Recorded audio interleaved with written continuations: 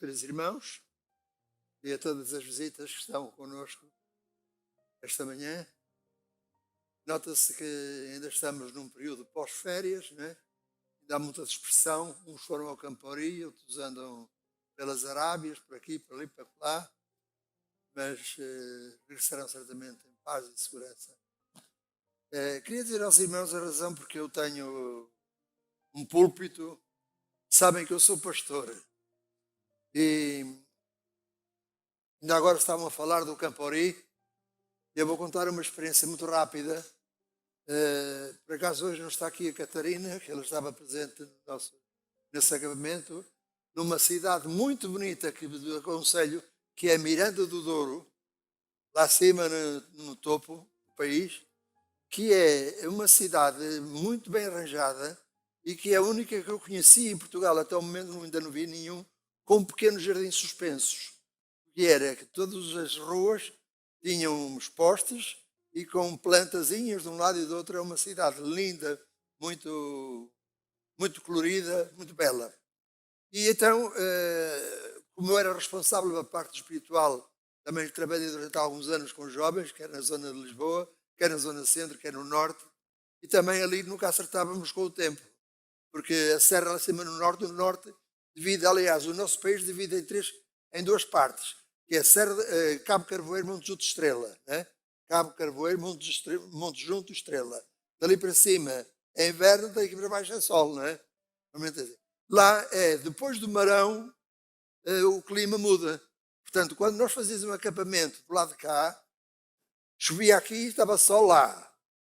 Quando nós íamos para lá, era ao contrário, raramente tínhamos sorte. Daquela vez tivemos sorte. Sabe, realmente um dia estivemos com muito sol e os jovens fizeram uma proposta. No sábado eu ia pregar no meio de uma lagoa.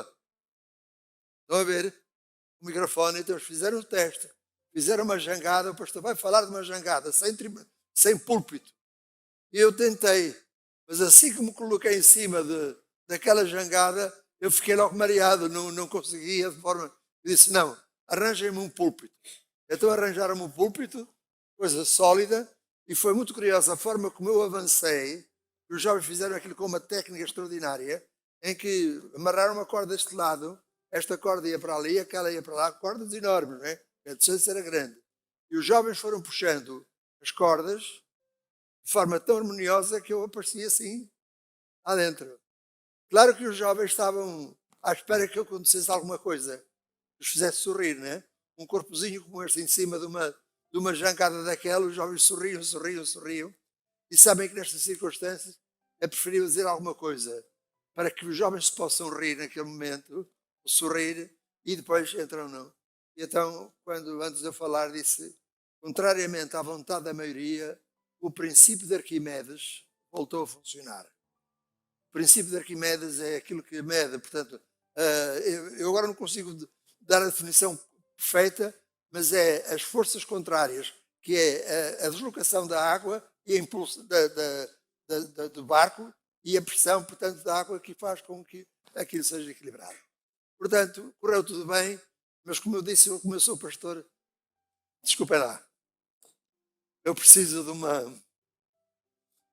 base de apoio. Hoje nós temos uma lição muito rica. Quando se acharem que eu devo calar-me, tiram a ficha que eu certamente silenciarei. Mas vamos, em primeiro lugar, fazer uma curta oração para agradecimento ao Senhor. Bom Deus e Pai que estás nos céus, muito obrigado, Senhor, porque uma vez mais, neste dia de sábado, Tu encaminhaste os nossos passos para a Tua casa de oração. Tu, Senhor, neste momento, seja com cada um de nós, nos inspires no estudo, na análise desta escola sabatina, lição tão preciosa para os dias em que estamos vivendo. Dá-nos, Senhor, a Tua paz, a Tua inspiração em Jesus. Amém, Senhor. A guerra por trás de todas as guerras.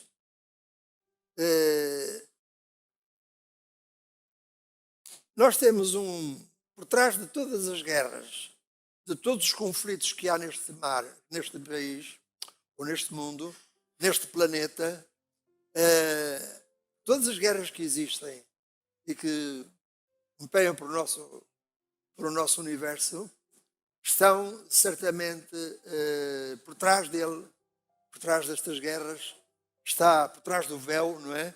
Há o palco, depois há o véu. E há um ser que tem o guião de todas as guerras e todas as batalhas e muitas vezes manobra aquilo como quer. Deus vai-lhe dando certamente ocasião para que ele manifeste o seu poder, mas a sua malícia, a sua maldade, para que um dia nenhuma dúvida fique no nossa mente que um dia o certo, um dia o certo triunfará sobre o errado. Okay? Tudo aquilo que parece agora certo não é, é errado, mas um dia o Senhor irá realmente branquear toda a situação. Nós temos realmente um inimigo que nos é comum, um inimigo que mina, que intriga e que instiga e que com uma grande astúcia ele muitas vezes ilude as nações e gera todos estes conflitos que nós sabemos. Mas houve um primeiro conflito. Antes destes conflitos que agora campeiam no nosso mundo, houve um conflito e trata-se do nosso versuário. Quem é capaz de poder ler o versuário de forma audível, que alguém possa passar o microfone e que o leia com firmeza?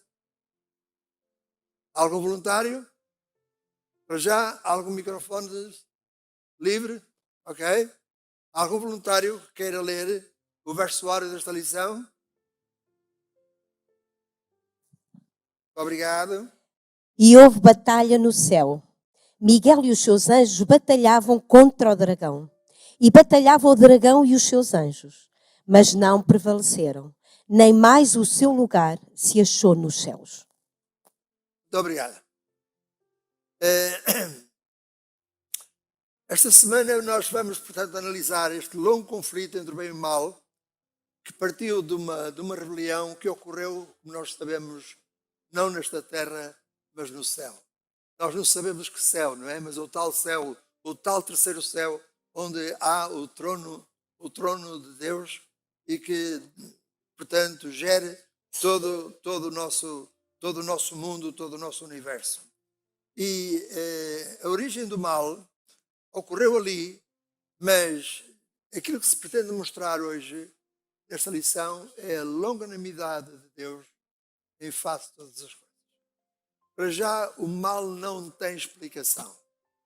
Como nós sabemos, se o mal tivesse explicação, aliás, nós não devemos nos perguntar porquê é que Satanás se revoltou. Não deve existir o porquê, nem deve existir o porquê. Mas mesmo que exista o porquê não pode existir. Porquê é que, digam-me lá agora mesmo, porquê é que Satanás se revoltou? Porquê? Não há explicação. Porque se os irmãos disserem um porquê, há uma causa. E se há uma causa, então Satanás tinha razão para... Faço-me entender?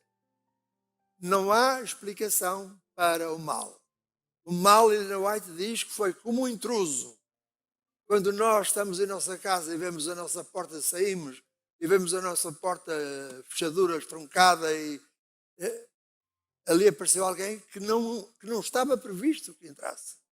Portanto, não há razão para o mal. Se houver explicação para o mal, então Satanás teria... Agora, o que nós sabemos é que a determinada altura, apesar de ser a mais bela criatura saída das mãos do Criador, foi ou não foi? Foi logo o primeiro ser a ser criado. E foi certamente o mais resplandecente, o mais belo. Poderíamos, na escala, na hierarquia, estava no topo. Mas mesmo assim, ele queria mais. E desejava que, qual foi o seu problema? Ser adorado. Começou a questionar. Ele queria ser bajulado. Não chegava a ser, como disse, a mais bela criatura saída das mãos de Deus. Ele queria certamente mais. E o que acontece é que Deus podia destruí-lo logo.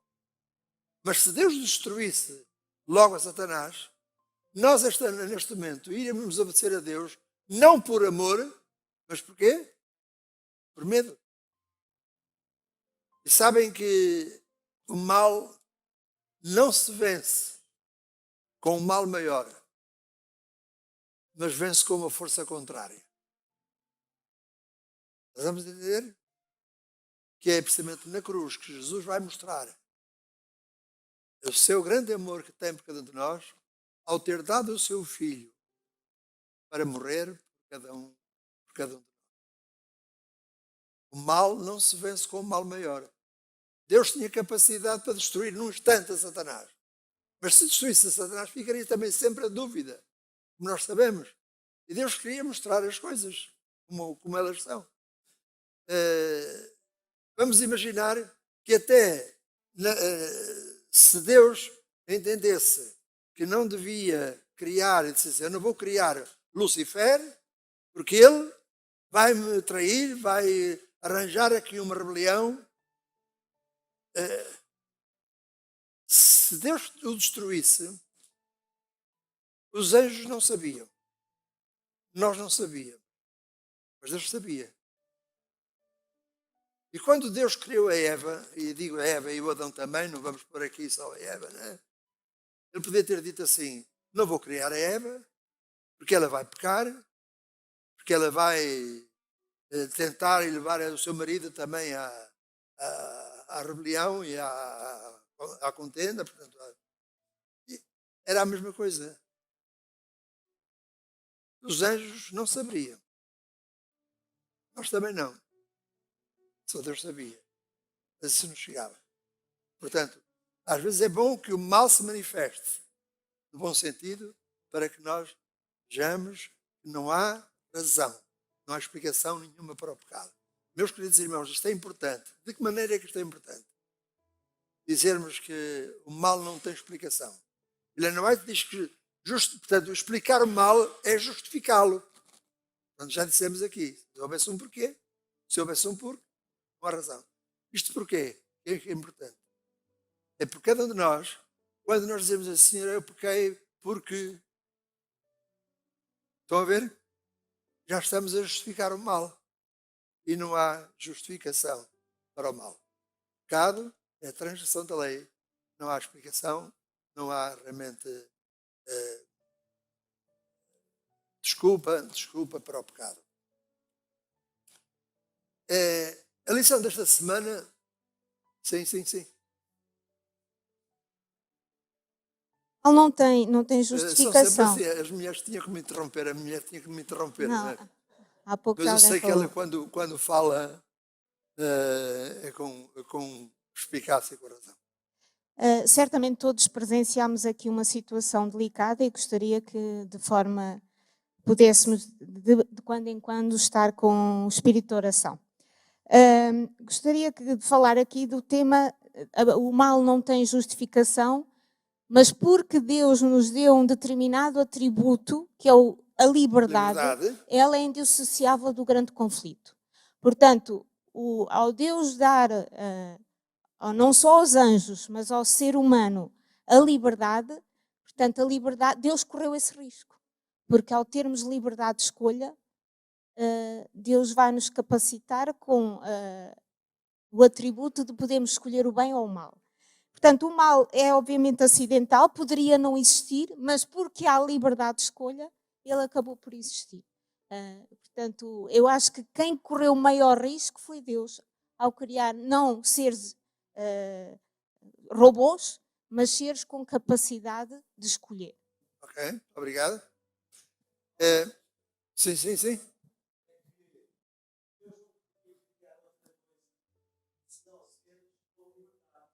Exato.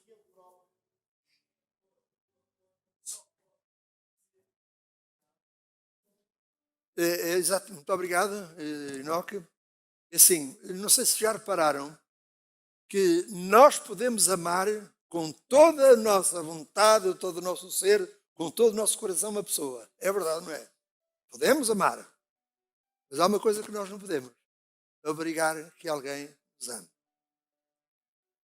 E aquilo que é importante no amor é nós sabermos que há esta atitude recíproca. Nós amamos, somos amados, certamente, mas o amor não pode ser de forma nenhuma imposto.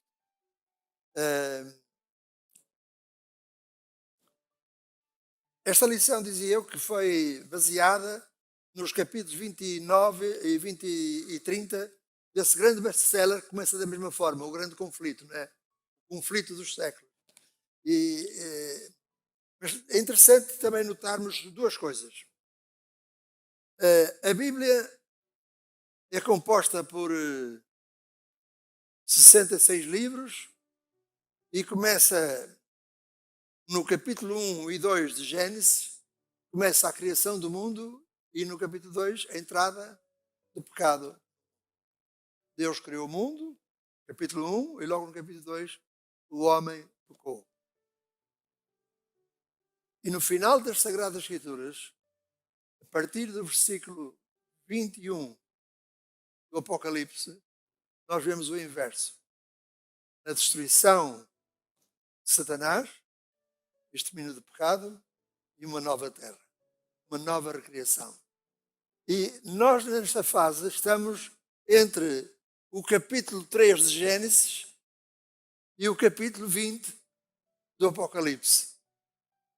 Com todas estas contendas, mas é importante nós sabermos isto, que a Bíblia começa e acaba bem. Uma coisa que eu queria que os irmãos salientassem já é isto.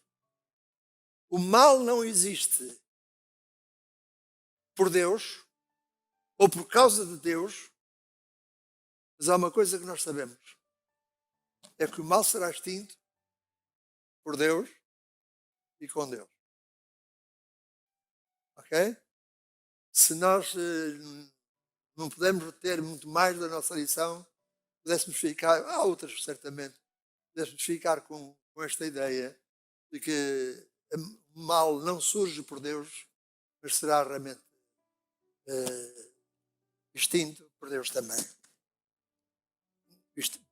Quer dizer, o mal não existe por causa de Deus, mas o mal vai acabar por causa de Deus. Neste conflito que houve no céu, diz que houve um conflito. Que espécie de conflito? Terá sido apenas um conflito de ideias que, de alguma forma, sim. Satanás começou-se a envaidecer, ele queria ser adorado. Aliás, quando o Senhor Jesus foi tentado nesta terra, passou por esta prova também. Recordam-se nesse combate singular. Sabem o que é um combate singular?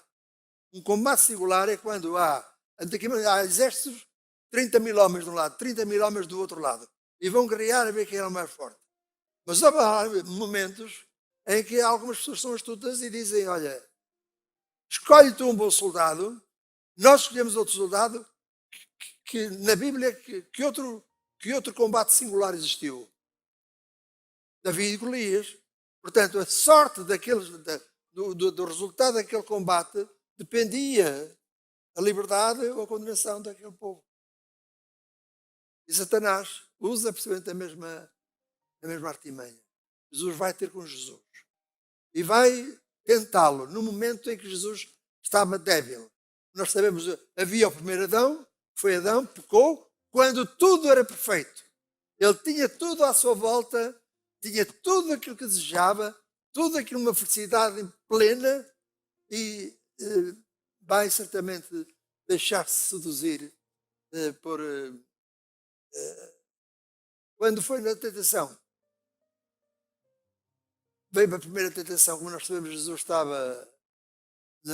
esteve no deserto durante 40 dias, estava no limite das suas capacidades físicas, no mais baixo possível, e Satanás aparece. Eu às vezes dizia assim, como é que as tentações de Jesus são a maior tentação que alguém podia ter sofrido? Sabem porquê? É porque quando nós somos tentados, nós não podemos fazer as coisas como Satanás tentou Jesus e disse, se tu és o filho de... Sabem, esta insinuação é tremenda, não é? Isto é uma provocação. Se tu és o filho de Deus, Eu lembro-me, estamos aqui jovens, quando estávamos na praia, num lado qualquer, e estávamos um jovem, aconteceu comigo, com um copo d'água, e passa uma jovem, e mete-se comigo, eu faço a ameaça, e ela diz assim, nem és homem, nem és nada. O que é que acontece? Já vai. Né?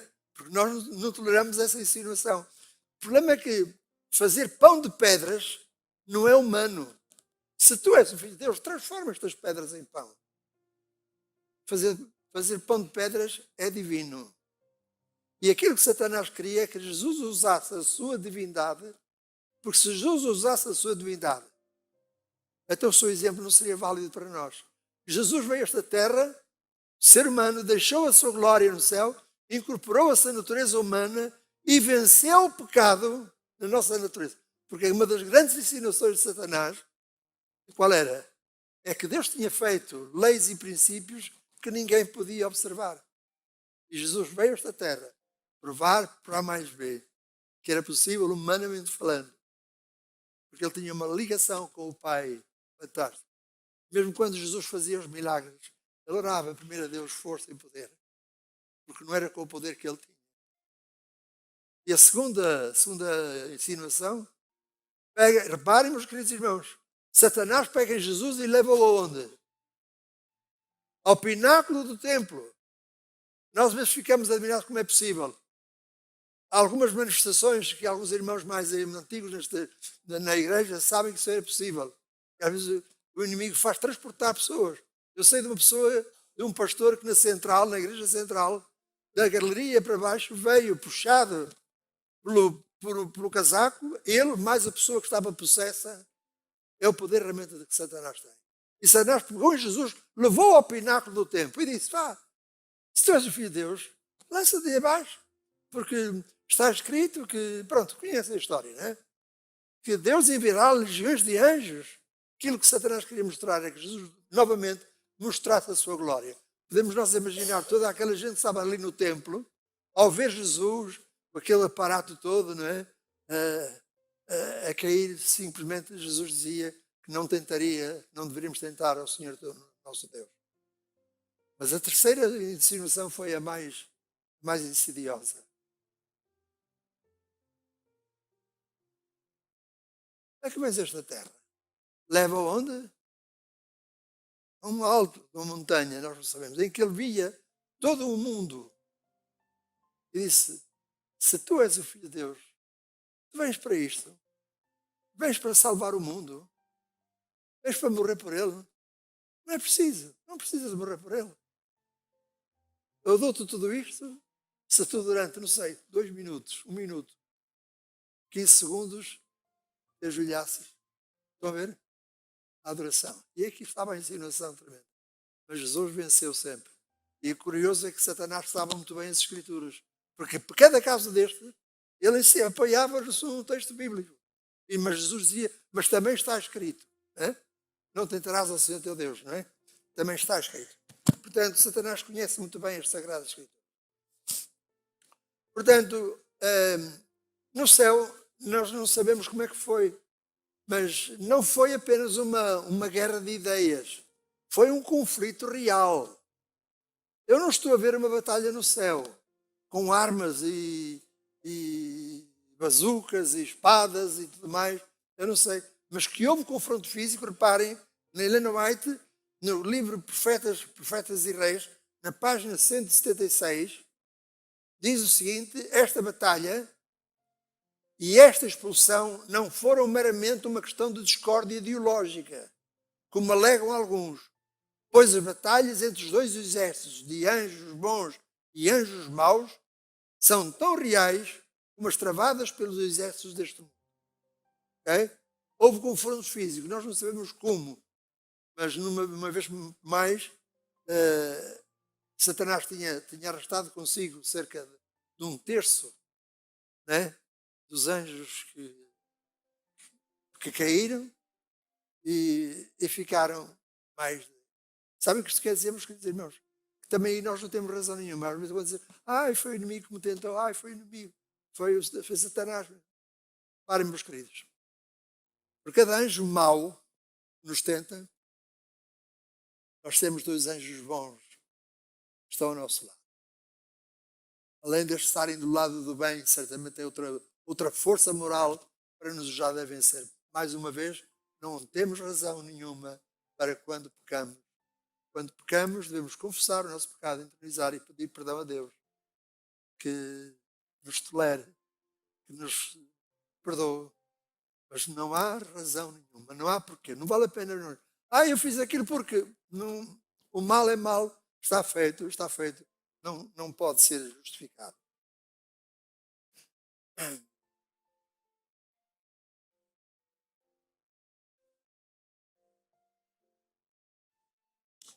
Portanto, Lucífer, no céu, ele foi certamente tremendamente ardiloso. Nós temos 3 nomes para Satanás, eu já mencionei. Primeiro é Lucífer, Satanás e o diabo. Convém nós sabermos a explicação e o significado de cada um deles. Portanto, Lucífer parece que é um nome que nos soa mal ao ouvido, não é? E que muitas vezes, às vezes até em filmes, assim, parece, Lucifer, não é? Como se fosse. A palavra Lucifer era uma palavra bela. Lucífer vem de luz, luz, fero, portador de luz. Aliás, como profeta. Profeta, aquele que fala, profeta, fero, em lugar de. Profeta é aquele que fala no lugar de quê? De Deus. Aqui a mesma coisa. Lucífer era um anjo portador de luz. Ele era um ser glorioso. Satanás é considerado o adversário. É hostil. É oponente. E o diabo quer dizer aquele que divide, que separa. Deus não criou um diabo.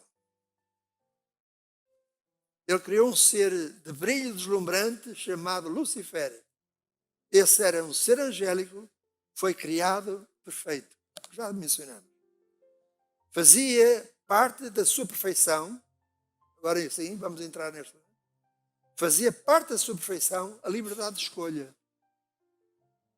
Deus, lá está novamente.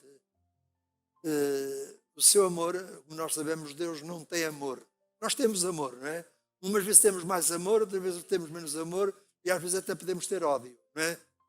Em casos extremos. Deus não tem amor. Deus é amor. A sua própria essência é, portanto, plena e constante. Portanto, ele ao criar Lucifer, criou com esta liberdade de escolha. Fazia parte da sua perfeição. Ele até nisso era perfeito. Porque estava nele obedecer ou não obedecer. É um princípio fundamental do governo de Deus que opera pelo amor e não pela coerção.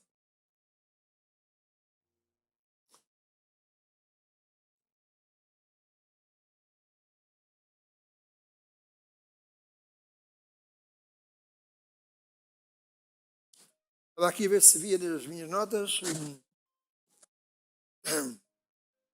mais uma citação de Ellen White. Agora, no Grande Conflito, página 414.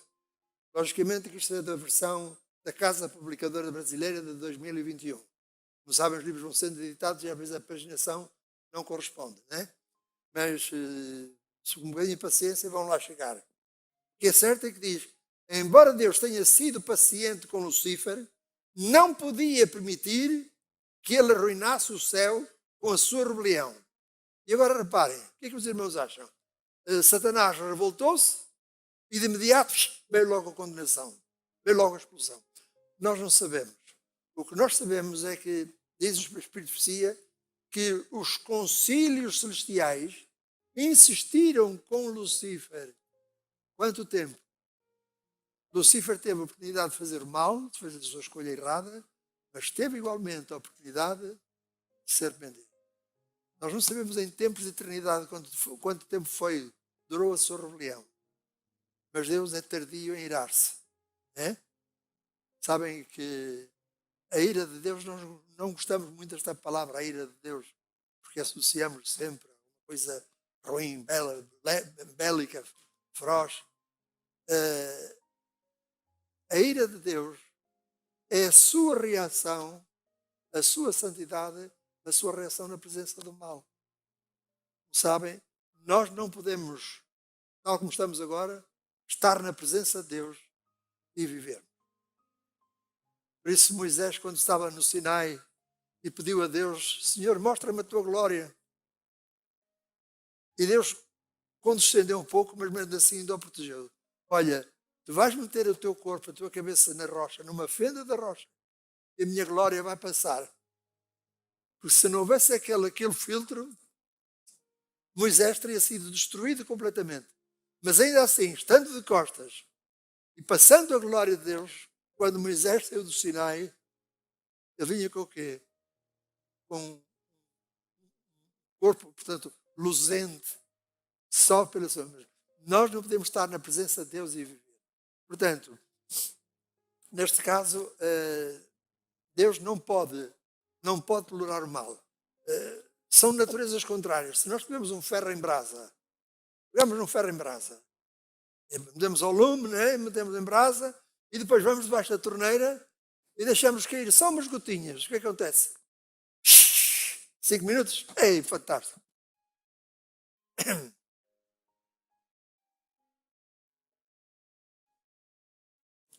Não há problema. O que aconteceu no céu, portanto, houve um conflito, houve uma guerra, mas antes disso, houve momento para a escolha, para decidir. Portanto, os anjos tiveram que decidir de que lado é que iriam estar. Essa é realmente a grande motivação para cada um de nós, o grande desafio de sabermos que também estamos diante de uma escolha que é uma opção, portanto, uma opção nossa. Como sabem, Satanás esteve no céu e depois andou por esse universo, não sabemos quando, e diz que ele foi expulso na terra. Foi expulso por quê? Porque a terra foi o sítio, certamente, onde alguém também lhe deu guarida. Eva pecou por uma razão simples. Ou por duas razões. Ela nunca se devia afastar do seu marido. E a segunda, ela não se devia aproximar daquela árvore. Nós temos que nos protegermos de evitarmos estarmos na presença do mal. Havia uma criança, provavelmente esfomeada, com fome, ou coisa assim, estava num sítio onde vendiam fruta, não é? E a fruta era viçosa, estava ali. Ela viu umas maçãs ali tão belas, e então a criança estava numa posição, estava ali, olhava, portanto, na rua, aquilo estava na rua, e ela olhava para o dono, para dentro da coisa, e dizia, ele esticava a mão, mas quando a coisa olhava, ele retirava a mão, tornava a pôr a mão, tornava a retirar a mão, até que o senhor lá da frente, lá dentro, viu e disse àquele jovenzinho, atenção menino, tu estás-me a querer roubar as maçãs, não é? E ele, não, eu estou a ver se não roubo. Estão a ver? Se ele estava a tentar não roubar as maçãs, estava certamente no pior lado. Portanto, nós temos que nos manter fora da oferta do pecado. Quando uma coisa é negativa, não nos devemos aproximar. Não desafiemos portanto, a Satanás e os seus anjos. E, para terminar, eu queria apenas dizer o seguinte.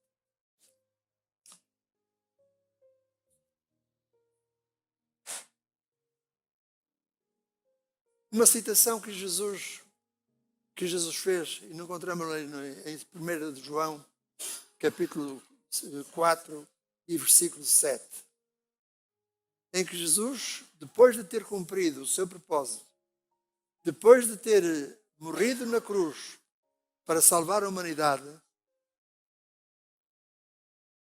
ele ascendeu ao céu para ser recebido em glória. Mas eu aconselho vivamente, o tempo não nos permite, a cada um em casa possa ler este texto, porque a gente lê assim e não repara que no momento em que Jesus iria receber a glória, ele diz assim, há uma coisa que eu quero fazer primeiro. Vamos ler em João, não é João, 1 de João, capítulo 4, 1 de João,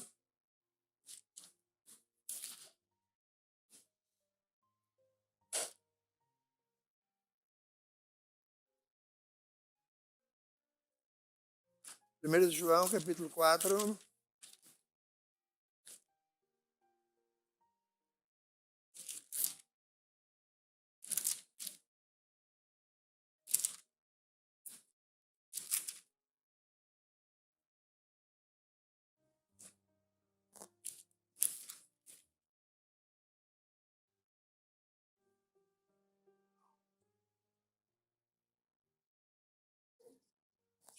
Desculpa lá, estava em Pedro, mais à frente um bocadinho, já estive em João e...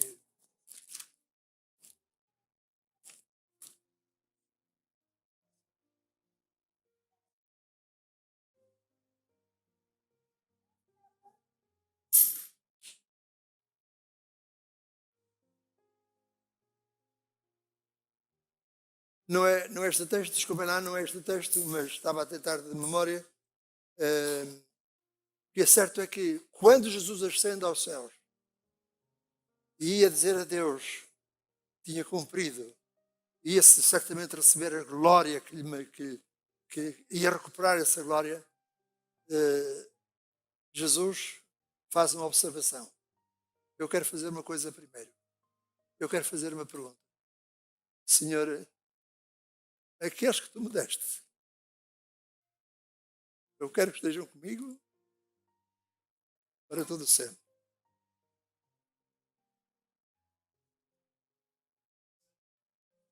(17, 24), ok? Podes ler em voz alta, Enoque? A tua voz será audível.